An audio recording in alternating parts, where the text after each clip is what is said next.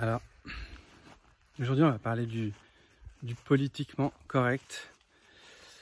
En ce moment j'ai envie de parler de sujets un petit peu qui titillent parce que j'ai fait une vidéo avant-hier que j'ose pas encore poster, mais que j'ai vraiment envie de le faire, qui donne vraiment mon point de vue sur ce qui se passe, mais qui est tellement hors norme et qui est tellement avec cette sensation de certitude et qui est tellement positionné dans l'engagement que j'ose pas trop la mettre maintenant parce qu'elle est engagée, mais j'ai envie de le faire parce que je me suis dit avant je vais déjà préparer le terrain pour que ça soit plus accueilli et moins perturbant. Mais elle sort vraiment du cadre, cette vidéo, elle sort vraiment du cadre, elle s'autorise un point de vue vraiment spécifique, et donc j'ai décidé de la poster plus tard. Et aujourd'hui je voulais vous parler du politiquement correct parce que c'est vraiment quelque chose qui m'a conditionné longtemps. Le politiquement correct, c'est vraiment toujours ce besoin de plaire, en fait, d'être juste, d'être dans la norme, d'être comme les autres, d'être accepté par le groupe. Le groupe qui n'a pas forcément raison, mais le groupe il pense comme ça, donc il faut penser comme lui. Et si on ne pense pas comme lui, on va se faire rejeter, quoi. Donc souvent on a tendance à vouloir ressembler aux autres, à ceux qui nous entourent. Et pour moi c'est vraiment une erreur, on va dire, pour trouver sa propre liberté. C'est un mensonge en fait, c'est comme si on se mentait à soi-même. On se dit ouais, en fait on se parle plus, on parle à l'autre, on a un code de référence externe. C'est-à-dire que en coaching on a vu, c'était le code de référence interne et le code de référence externe. Donc le code de référence externe, c'est les autres qui vont nous dire comment je dois être. Ah bon, c'est pas bien d'être comme ça, alors du coup on va se baser sur l'extérieur pour trouver comment on doit être. Et puis il y a les codes de référence interne, c'est eux à l'intérieur, ils savent. Donc c'est un équilibre à trouver, bien sûr, on va pas tout dans l'un ou tout dans l'autre, mais ce code de référence, il doit être principalement interne pour pouvoir ensuite, le code externe, le code de référence externe va nous permettre de nous donner des limites. C'est-à-dire que si un code de référence interne trop poussé, ça devient vraiment très égocentrique. Et en fait, on pense qu'à sa gueule, on n'a rien à foutre des autres, parce qu'on se dit, mais de toute façon, je pense comme ça. Mais c'est une position qui est forte et qui est belle, dans le sens où la personne, elle s'autorise à être qui elle est. Mais voilà, des fois, elle peut avoir, on peut tomber dans la misanthropie, parce qu'on dit, ouais, les gens comprennent pas, donc du coup, je m'en fous, je peux être comme ça, je peux être un gros connard. Moi, j'ai tendance des fois à être un peu comme ça. Parce que c'est agréable en fait, ça donne une sensation de liberté aussi, et des fois je travaille mon code de référence externe, c'est-à-dire que ah ouais, il faut pas faire ça, ah ouais d'accord, bon, je vais essayer de faire attention, ah ouais, quand je dis ça tu penses que ça peut troubler, ah je vais faire ça, mais c'est plus fort que moi, j'ai besoin de déranger, j'ai besoin de perturber, mais toujours avec beaucoup de douceur et de bienveillance, et c'est pour ça que je me permets de le faire aussi, c'est parce que je m'autorise aujourd'hui à déplaire, mais avec sympathie. Ouais.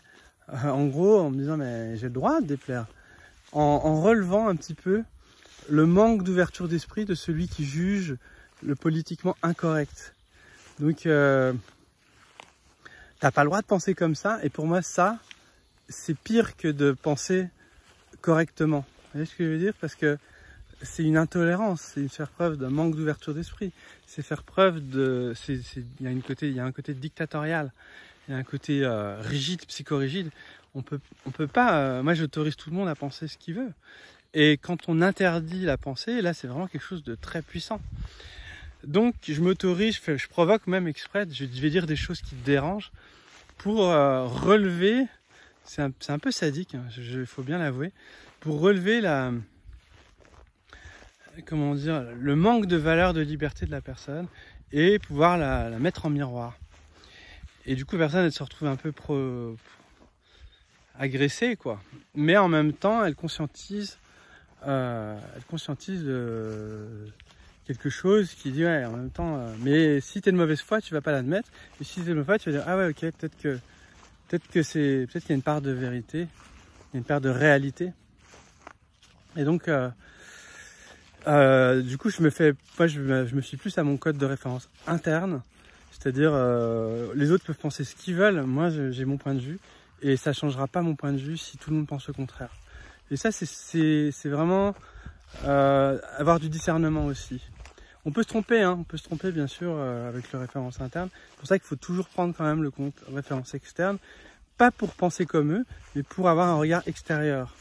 Pas être trop à l'intérieur de soi, et aussi sortir de son cadre de référence intérieur, c'est-à-dire avoir un cadre de référence extérieur. J'espère que ça vous a parlé. En tout cas, je vous invite vraiment à savoir, donc ça rejoint un petit peu l'idée de savoir déplaire, parce que politiquement correct, c'est je pense bien, alors moi je dis les trucs, je suis bienveillant, je suis une bonne personne, ouais. Et ça en fait c'est se mentir à soi-même, c'est pas reconnaître la mauvaise personne qu'il y a au fond de chacun de nous. On a une bonne personne et on a une mauvaise personne. Et politiquement correct, c'est comme si on déniait nos défauts, on déniait nos problématiques, et du coup on se croit quelque part supérieur. Donc ça fait une sorte d'ego qui se met en place et qui dit ah non mais les gens qui pensent comme ça sont pas bien, hein. C'est un petit peu l'acharnement sur quand on dit ah c'est un mec du FN, nanana, s'il est mal, nous on est bien, on pense comme ça et on pense.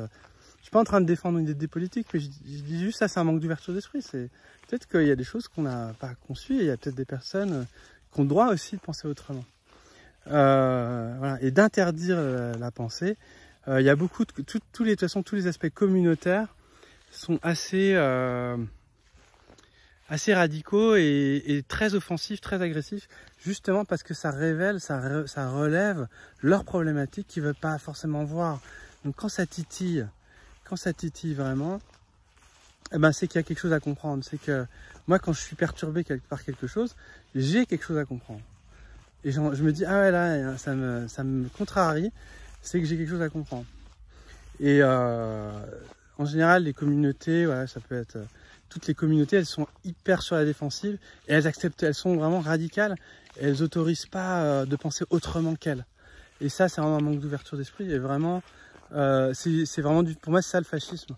C'est pas le fascisme, c'est pas, voilà, c'est comme les antifas qui vont être très radicaux et qui vont être intolérantes au possible de manière fasciste, quoi. Qui sont prêts à tuer à interdire de penser comme ça. Et moi je comprends leurs idées, je comprends ce qui les titille. J'étais dans les milieux alternatifs et tout ça et j'adhère à certaines choses, mais j'adhère pas à leur manque d'ouverture d'esprit. C'est pareil dans les milieux homosexuels, des fois il y a un petit côté, même si je défends totalement la liberté, parce que c'est important que chacun puisse s'exprimer librement et accueillir sa sexualité et la respecter, la tolérer, parce que c'est indispensable pour moi, c'est hyper important. Mais dès qu'on devient intolérant, dès qu'on devient rigide, dès qu'on devient ayatollah, là par contre il y a quelque chose. Donc c'est un message pour ça, c'est qu'en gros ça casse tout le message. En gros dès qu'on manque de tolérance, on fait la même chose. On fait la même chose que celui qui nous a oppressés en fait. Donc on devient l'oppresseur de l'oppressé.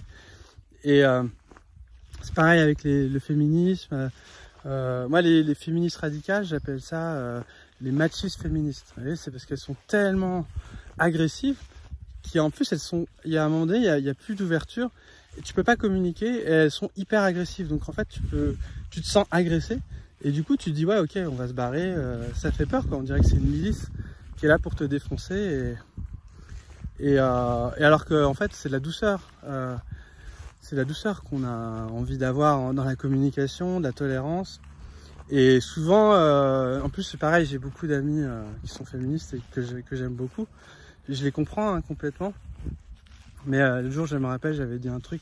Puis tout de suite, elle est venue, ouais, alors toi tu penses comme ça. Je me suis dit, merde, faut pas penser comme ça, j'ai pas le droit. Et une super fille en plus que j'adore, qui est adorable. Mais du coup, je me suis dit, bon, ok, on va pas rentrer là-dedans parce que ça titille. Et quand ça titille, en fait, c'est qu'on a quelque chose à régler. Voilà, donc ça, c'est juste un petit rappel pour dire, mais quand ça vous titille et que ça vous met hors de vous, le problème, il vient pas de la personne, il vient de vous, en fait. Et ça, c'est hyper important. Je raisonne exactement comme ça pour moi. Chaque fois que ça me titille, j'en ai conscience, c'est aussi pour moi.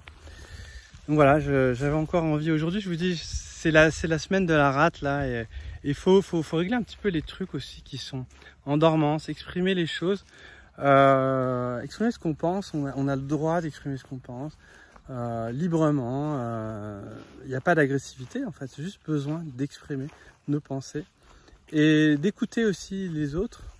D'ailleurs, je vous invite vraiment à échanger, si vous avez des vidéos où vous n'êtes pas d'accord, je vous invite vraiment à m'envoyer des vidéos, vous me les mettez en privé, vous me dites, exprimez-vous, plutôt que de dire et de médire ou de vous énerver. Le plus important, c'est de s'exprimer en fait.